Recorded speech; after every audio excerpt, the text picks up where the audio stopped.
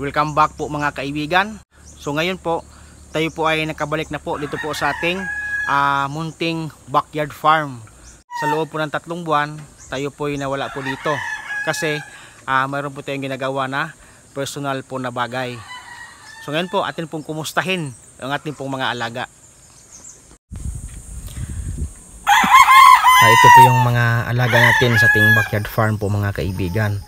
So mayroon po tayong mga stags dito na nasa 3 to 4 months po sila. Ito po yung breeding natin bago po tayo umalis pumunta ng Brunei.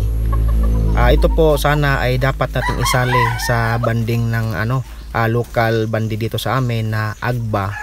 Kaso nga lang ay hindi po sila naisali kasi po mayroon pong konting problema, hindi po nagkaroon ng maayos ng communication yung pinsan ko at saka yung handler ko dito.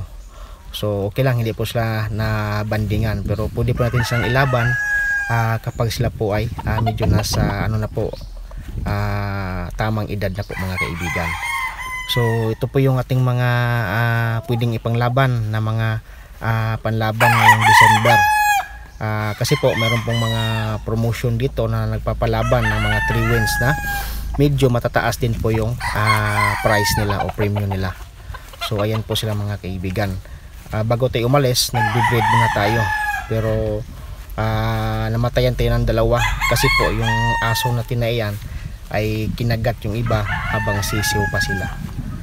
And then ngayon po, tayo po yung magbe-breed naman uli para po ito sa G-Bob na local bandi dito sa amin. Yan po yung ating mga tatay na mga winning line din po yan. At saka ito po yung ating mga inahin. Ayan po, yan po yung mga gold at saka double sweater, golden, gold na may cross sa Gilmore. Yan po ay roundhead, Macrae gold, cardinal gold kelso, pure gold yan.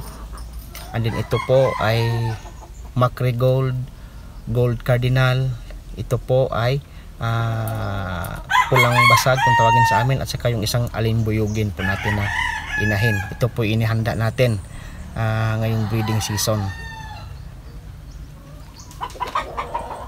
Hoy bantayan mong maigi ang ating farm ha, huwag kang takbo ng takbo diyan.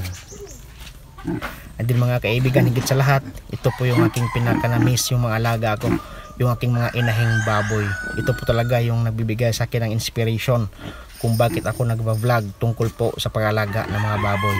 So sa 5 kong inahin, 2 lang yung natira kasi po nasira yung 2 ng bagyong Odette at saka yung isa ay namatay po. So ito po yung ating gagawing inahin din. Ito po yung gilt na nasa 1 buwan pa po mula pong naiwalay. Ito po yung kanyang nanay po mga kaibigan.